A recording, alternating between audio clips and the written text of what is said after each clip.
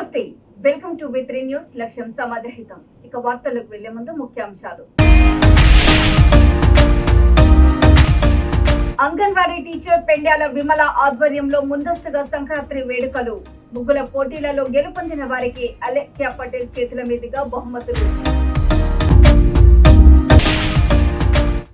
Cyber నేరాల వల్ల కలిగే నష్టాలపై విద్యార్థులకు అవగాహన.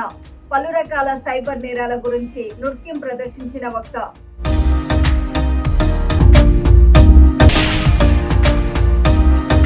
వయోవృద్ధులకు గుర్తింపు కార్డుల పంపిణీలో పాల్గొన్న డీఎస్పీ. వృద్ధులు, స్త్రీలు, చిన్నపిల్లలను వేధింపులకు గురి చేస్తే కఠిన చర్యలు తప్పవు.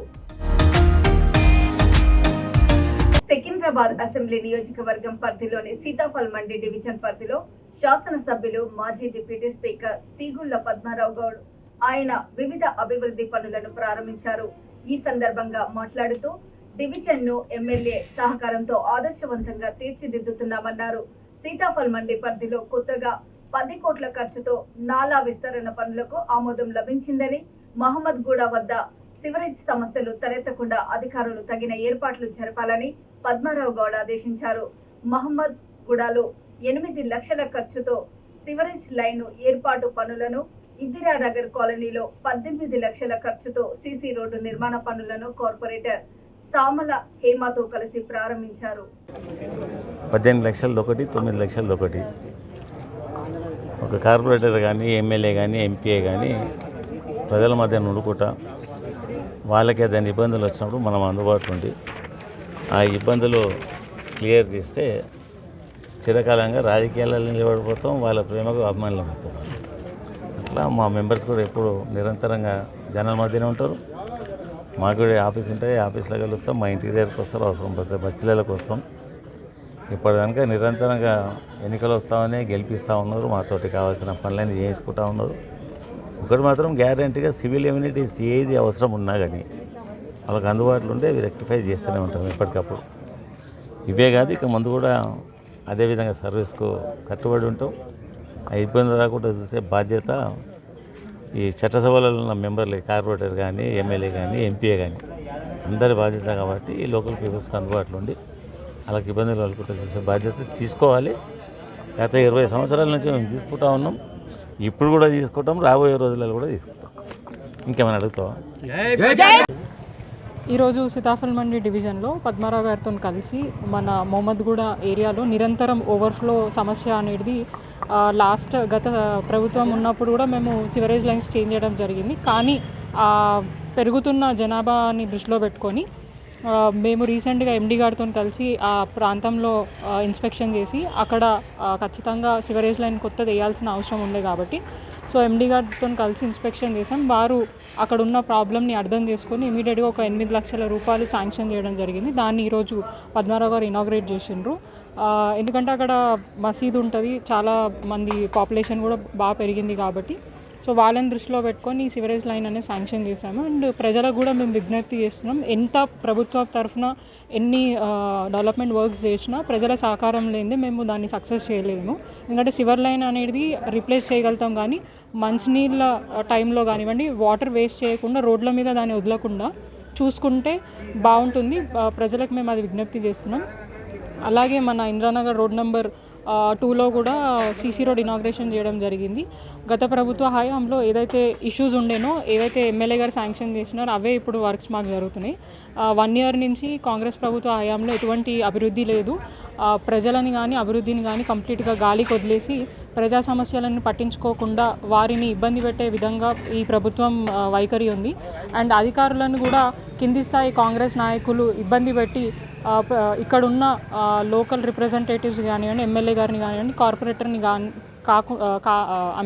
ప్రోటోకాల్ని ఫాలో కాకుండా వాళ్ళు అధికారులను బెదిరించి కొన్ని పనులను ఆపడానికి ప్రయత్నం చేస్తున్నారు. దీన్ని మేము ప్రభుత్వం దృష్టికి తీసుకెళ్ళి ఎక్కడ మా ప్రోటోకాల్కి ఇబ్బంది కాకుండా చూడవలసిందిగా నేను ఇన్ఛార్జ్ మినిస్టర్ పొన్నం గారిని మరి ప్రభుత్వాన్ని కోరుతున్నాను. అమీర్పేటలో కమ్యూనిటీ హెల్త్ సెంటర్ ను హైదరాబాద్ ఇన్ఛార్జ్ మంత్రి పొన్నం ప్రభాకర్ పరిశీలించారు. అనంతరం హాస్పిటల్లో ఉన్న డాక్టర్లు, రోగుల బంధువులతో వారి సమస్యలను అడిగి తెలుసుకున్నారు. ఈ సందర్భంగా ఆయన మాట్లాడుతూ అమీర్పేటలో 50 పడకల ఆసుపత్రికి వెళ్లి ఎమర్జెన్సీ, గైనిక్, మందులు, ల్యాబ్లను పరిశీలించారన్నారు.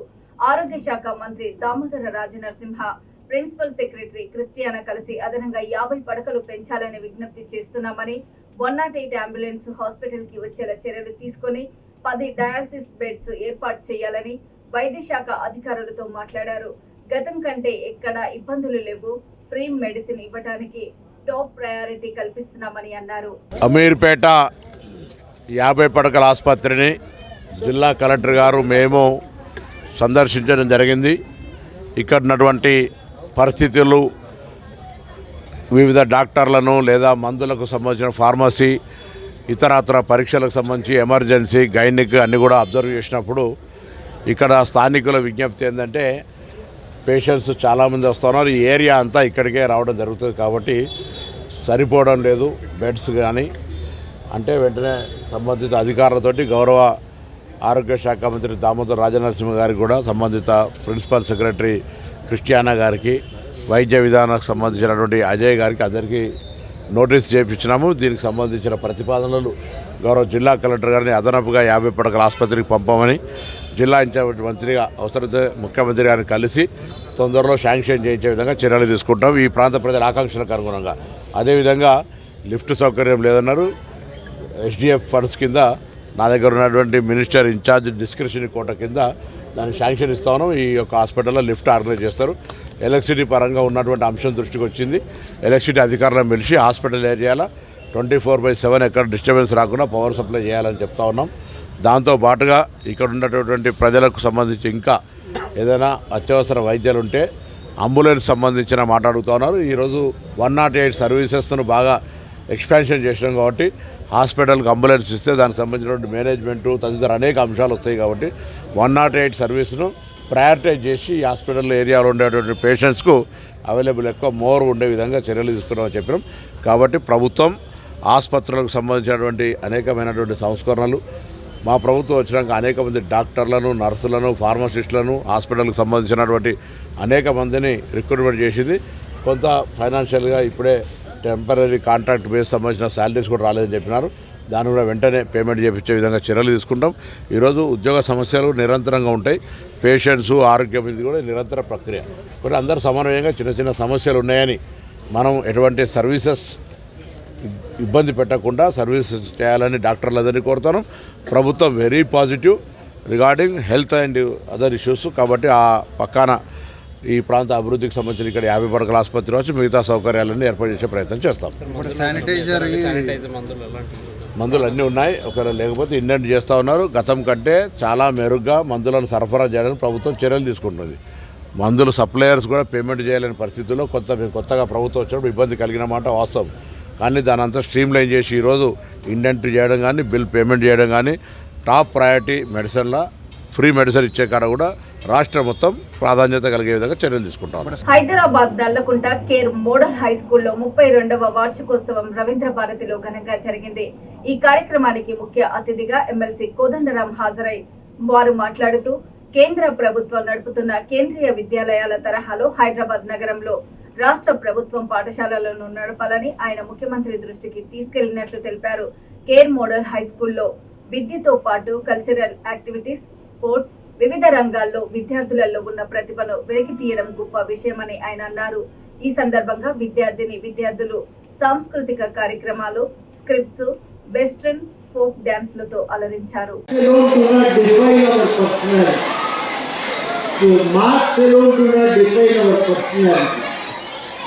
In addition to marks, we also need to be good in other subjects. People assess us in day-to-day life based on our conversation skills, our communication skills. So we must also develop those skills. They also rate us based on our own physical strength.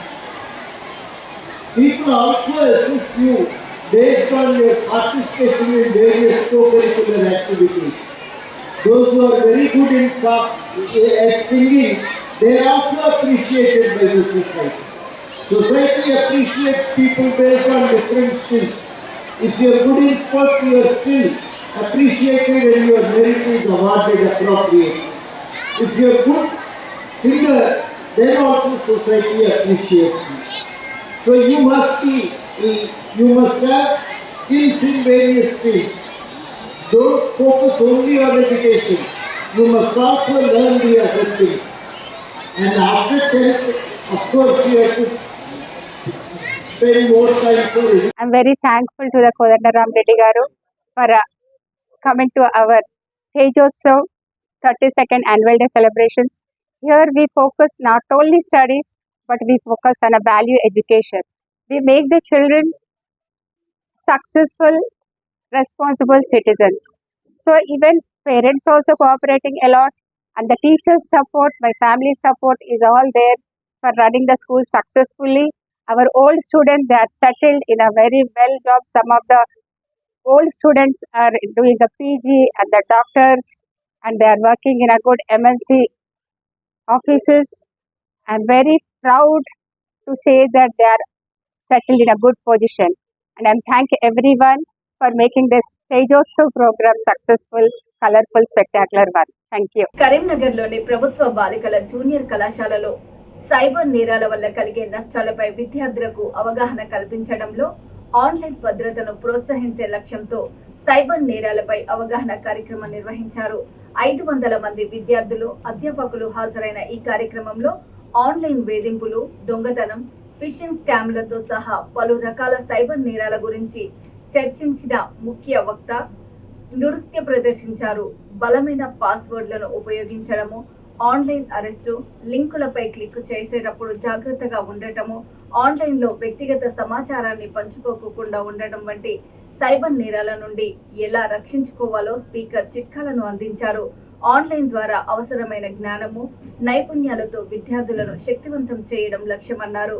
ఈ కార్యక్రమంలో cyber crime ACP Narasimhareddy, Sunil, inspector, cyber crime సిబ్బంది, ప్రభుత్వ junior కళాశాల principal సిబ్బంది పాల్గొన్నారు. అలాంటప్పుడు police ఎప్పుడు కూడా డిజిటల్ అరెస్ట్ చేయదు ఇచ్చారు. ఆ ఇన్స్ట్రక్షన్ లో 3 ఇన్స్ట్రక్షన్స్ ఇచ్చారు. సోంచు అంటే ఫస్ట్ ఆలోచించు, ఆ తర్వాత నెక్స్ట్ స్టెప్ ఏం చేయాలి, ఆ విధంగా 3 ఇన్స్ట్రక్షన్స్ ఇచ్చారు. ప్రతి ఒక్కరు గుర్తుపెట్టుకోండి. మన్ కీ బాత్ లో prime minister sir clear and క్లారిటీగా ఇన్స్ట్రక్షన్స్ ఇచ్చినటువంటి అంశాలు ఏంటి అంటే డిజిటల్ అరెస్ట్ అనేది లేదు. ఫస్ట్ పాయింట్, డిజిటల్ అరెస్ట్ లేదు. ఒకవేళ డిజిటల్ అరెస్ట్ తోటి మీకేమైనా ఫోన్లు వస్తే ఫస్ట్ మీరు ఆగండి, రుకో అన్నారు. ఫస్ట్ ఏంటంటే రుకో అంటే ఆగండి. నెక్స్ట్ సోంచు, థింక్ చేయండి. నెక్స్ట్ ఫర్దర్ గా 3వ స్టెప్ ఏంటంటే నెక్స్ట్ పోలీస్ వాళ్ళకి ఇన్ఫార్మ్ చేయడం. అది అంతేగాని ఏ పోలీస్ వారు కూడా మీకు ఫోన్ చేయరు, వీడియో కాల్లో మాట్లాడరు. డిజిటల్ అరెస్ట్ అనేది అతి పెద్ద స్కామ్ ఇప్పుడు జరుగుతుంది. అదే విధంగా ఇది గుర్తుపెట్టుకోండి. 80% మీ ఇంట్లో చదువుకోవడానికి వచ్చారు.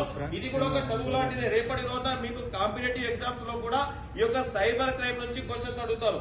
ఇలాంటి ఒకవేళ మీరు సైబర్ ఫ్రాడ్ అయింది, మీ డబ్బులు పోయాయి, ఎవరికి కాల్ చేయాలి అప్పుడు? పోలీస్ యొక్క సైబర్ పోలీస్ నెంబర్ ఎంత? 1930 అంటే మీకు ఆన్లైన్ రిలేటెడ్ ఇలాంటి ఏమి జరిగినా మీరు 1930 కాల్ చేస్తారు. ఇక్కడ లోకల్ లో గొడవ అయింది అనుకోండి, ఎవరికి కాల్ చేస్తారు? 1002. అవునా? కాబట్టి బోత్ ఆర్ వెరీ డిఫరెంట్. మనకు ఎలాంటిదైనా గుర్తు తెలియని వ్యక్తుల నుంచి ఫోన్స్ వచ్చినా, గుర్తు తెలియని వ్యక్తులు మనల్ని బెదిరించినా, ఎవరైనా డబ్బులు అడిగినా వాళ్ళందరూ వెంటనే చేయాల్సినటువంటి నెంబర్ 1930. ఒకవేళ డైరెక్ట్ ఏమైనా అటాకింగ్స్ అయితే అది 100 కాల్ చేస్తారు. అవునా?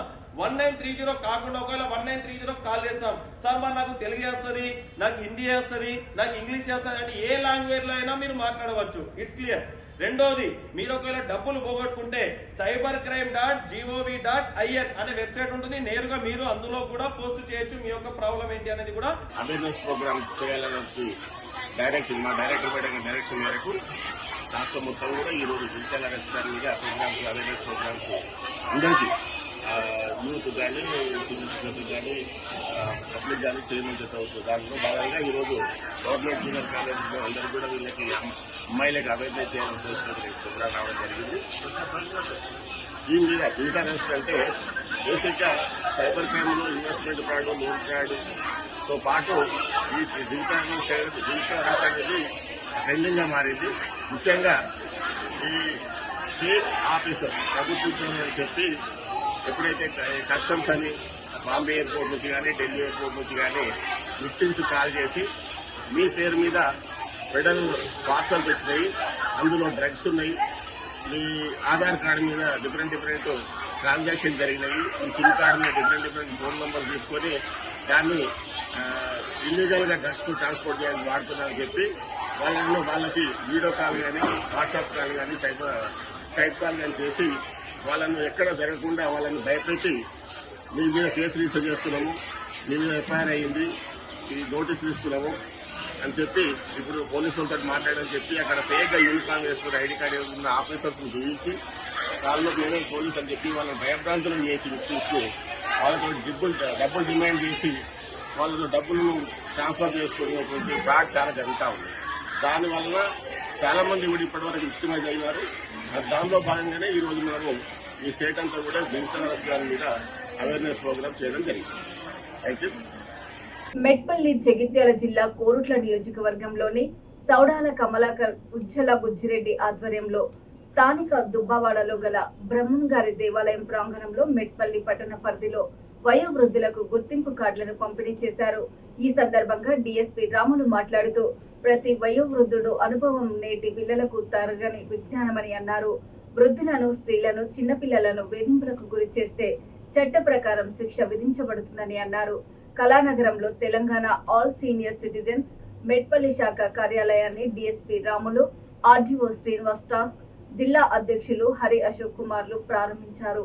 ఆ ఎక్స్పీరియన్స్ వచ్చినాక దానిలో కొన్ని పాఠాలు నేర్చుకుంటాం. సో మీరు 70 ఏళ్ళ పాఠాలు, 60-70 సంవత్సరాల అనుభవాన్ని రంగరించినటువంటి మేధస్సుని ఎంగనే వారు అన్నట్టు మీరు ఏంగా ఒక ఆస్తి, మంచి వర్డింగ్ యూజ్ చేసింది సార్.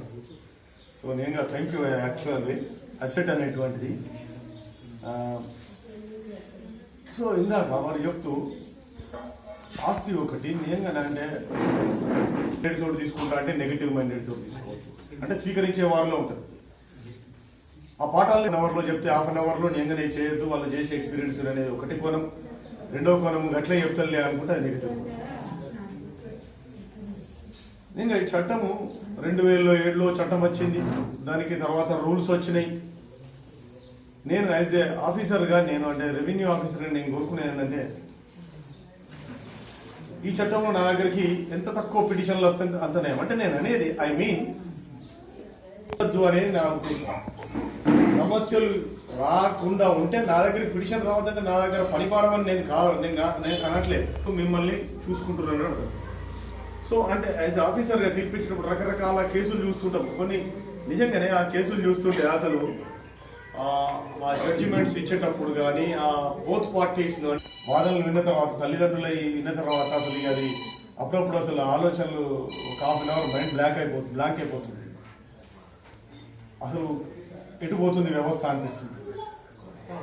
సో నిజంగానే అందుకొరకే నేను అనేది అంటే పిల్లల్ని ఒక వయసులో ఉన్న వ్యక్తి వరకు వారికి ప్రత్యేకమైన చట్టాలు ఉన్నాయా? లేవు. కానీ ఒక చిన్న పిల్లవానికి ఉన్నాయి, ఎందుకంటే వాడు చిన్న ఉంటాడు కనుక. అదేవిధంగా పెద్దవాళ్ళకు ఉన్నాయి, వాళ్ళు పెద్ద ఉన్నారు కనుక, పెద్ద వయసులో వాళ్ళు పూర్తిగా అన్ని రకాలు చేయలేదు కనుక. అదేవిధంగా ఆడ మధ్యలో ఆడవాళ్ళ మీద మగవాళ్ళు అగత్యాలు చేస్తారనే ఉద్దేశంతో వాళ్ళ కొరకు కూడా చట్టాలు ఉన్నాయి. రాజ్యాంగంలో వాళ్ళు కూడా ప్రొవిజన్స్ ఉన్నాయి, ఆర్టికల్స్ ఉన్నాయి, ప్రత్యేకమైన చట్టాలు కూడా చేయబడ్డాయి. అందుకనే మేము మీ కొరకే ఉన్నాము, మా పోలీస్ డిపార్ట్మెంట్ మీ కొరకే, మీకు అన్ని వేళలా మేము ఉంటాము. మా ఎస్ఐలకు, మా సభ్యులకు కూడా, మా ఎస్ఐలకు, సీఏలకు కూడా మీ కొరకు మేము ప్రత్యేకంగా మేము చెప్తాము. ఇదేం కంగారు పడద్దు, కానీ మీరు ధైర్యంగా ఉండండి. సరే మేము చేసేది కొంతనే, మా దగ్గరకు వచ్చినప్పుడు మాత్రమే మేము చేస్తాం కావచ్చు, కానీ చాలా మంది పాపం మన వాళ్ళు ఉంటారు, వాళ్ళందరూ కూడా ఎప్పటికీ బాధపడుకుంటూ ఉంటారు. బాధపడద్దు. వాడు కొడుకు అయి ఉండి వాడు నాటకాలు ఆడుకుంటా వాడు చేస్తాడు, వాడు కూడా అదే రకంగా ఇదేటాడు మిమ్మల్ని నష్టపెట్టి. అందుకని మిమ్మల్ని గౌరవించి మిమ్మల్ని మీతో మంచిగా ఉంటే వాళ్ళ కొడుకు కూడా వాళ్ళను గౌరవిస్తాడు, వాళ్ళ బిడ్డ కూడా వాళ్ళని గౌరవిస్తుంది. మీతో పాటు ఉన్నప్పుడే వాడు సంతోషంగా ఉండగలుగుతాడు. వాడి ఫ్యూచర్లో కూడా వాడు కూడా మీ స్టేజ్కి వచ్చిన తర్వాత వాడు ఆనందంగా ఉండగలుగుతాడు. అది వాడికి తెలియదు. అందుకే నేను అన్నా కదా, మీరు భారం కాదు దేశానికి, మీ కుటుంబానికి కూడా మీరు భారం కాదు, మీరు ఆస్తి, మీరు సమాజానికి ఆస్తి, అసెట్. అందుకని మీరు అందరూ కూడా ఆనందంగా ఉండాలని, చనిపోవడం అనివార్యం, అందరము, నేను చనిపోతా, మనం అందరం చనిపోయేటోళ్ళమే, కానీ ఆనందంగా ఉండాలని కోరుకుంటూ మీకు ఏదైనా సహకారం ఉంటే మా పోలీస్ డిపార్ట్మెంట్ నుంచి కూడా చేస్తారని చెప్పుకుంటూ పెద్దపల్లి జిల్లా అంతర్గం మండలం మోర్ మోడల్ అంగన్వాడీ కేంద్రంలో సిడిపిఓ అలఖ్య పటేల్ అధ్యక్షతన అంగన్వాడీ టీచర్ పెండ్యాల విమల ఆధ్వర్యంలో ముందస్తుగా సంక్రాంతి వేడుకలు నిర్వహించారు. ఈ సందర్భంగా ఆమె మాట్లాడుతూ ప్రతి ఏటా తమ అంగన్వాడీ కేంద్రంలో పిల్లల తల్లుల మధ్య కుల మత విభేదాలు లేకుండా ప్రతి ఏటా అన్ని పండుగలను తమ అంగన్వాడీ కేంద్రంలో తెలంగాణ తెలుగు సాంప్రదాయ పరంగా పండుగలను జరుపుకోవడం జరుగుతుందని, తమ అంగన్వాడీ కేంద్రంలో తల్లులు, గర్భిణులు, బాలింతలతో ముగ్గులు వేసి ముగ్గుల పోటీలో పాల్గొని గెలుపొందిన వారికి బహుమతులు అలేఖ్య పటేల్ చేతుల మీదుగా ఇవ్వడం జరిగిందని వారు తెలిపారు. ఈ కార్యక్రమంలో అంతర్గం తహసీల్దార్ తూమ్ రవీందర్ పటేల్, గ్రామ కార్యదర్శి కమల, సిడిపిఓ అలేఖ్య పటేల్, సూపర్వైజర్ అంజలి, ఆశా వర్కర్లు, కమిటీ సభ్యులు, ప్రీ స్కూల్ పిల్లలు, తల్లులు, గర్భిణులు, బాలింతలు తదితరులు పాల్గొన్నారు. ఈరోజు మా అంగన్వాడీ కేంద్రంలో సిడిపిఓ అలేఖ్య పటేల్ గారి ఆదేశానుసారం సంక్రాంతి సంబరాలు సూపర్వైజరు అంజలి మేడం గారు చెప్పడంతో మా అంగన్వాడీ కేంద్రంలో పిల్లలకు భోగిపళ్ళు పోయడం, గర్భిణీ బాలింతలచే రంగవల్లి ముగ్గులు వేయించడం, భోగి మంటలు పెట్టడం, బొమ్మల కొలువు నిర్వహించడం, పిల్లలందరూ తల్లులు పిల్లలు ఎంతో ఉత్సాహంగా ఈ పోటీల్లో పాల్గొన్నారు. దీనికి ముఖ్య అతిథిగా ఎంఆర్ఓ గారు వచ్చి ముగ్గులను చూసి ప్రథమ, ద్వితీయ, తృతీయ బహుమతులను ఎంపిక చేసినారు. వారికి మా సిడిపిఓ గారి చేత బహుమతులు కూడా ఇప్పించినాము.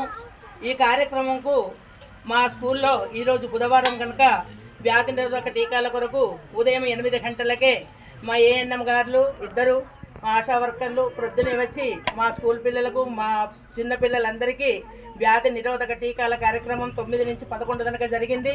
తదనంతరం మేము ముగ్గుల పోటీ మరియు భోగి పండ్ల కార్యక్రమం ఇవన్నీ మా అంగన్వాడీ కేంద్రంలో నిర్వహించినాము. ఇప్పుడే కాదు, ఎప్పుడైనా సాంప్రదాయకంగా కుల మత భేద ఆచారం లేకుండా అన్ని పండుగలు కూడా మా అంగన్వాడీ కేంద్రంలో ఘనంగా నిర్వహిస్తాము.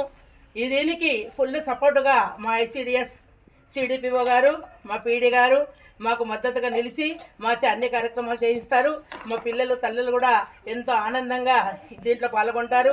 ముఖ్యంగా చెప్పుకోదగ్గ విషయం ఏంటంటే మా 4 సూపర్వైజర్లు ఈరోజు మా అంగన్వాడీ కేంద్రంకు రావడం నాకు ఎంతో గర్వకారణంగా ఉంది. వాళ్ళు మా కేంద్రంని చూడడం, మా పిల్లల్ని చూడడం, సంతోషించడం మాకు చాలా గర్వంగా ఉంది. వాళ్ళందరికీ నా హృదయపూర్వక కృతజ్ఞతలు తెలుపుకుంటున్నాను. ఇక వార్తలు ముగించే ముందు ముఖ్యాంశాలు మరోసారి. అంగన్వాడీ టీచర్ పెండ్యాల విమల ఆధ్వర్యంలో ముందస్తుగా సంక్రాంతి వేడుకలు, ముగ్గుల పోటీలలో గెలుపొందిన వారికి అలేఖ్య పటేల్ చేతుల మీదుగా బహుమతులు. సైబర్ నేరాల వల్ల కలిగే నష్టాలపై విద్యార్థులకు అవగాహన, పలు రకాల సైబర్ నేరాల గురించి నృత్యం ప్రదర్శించిన వక్త.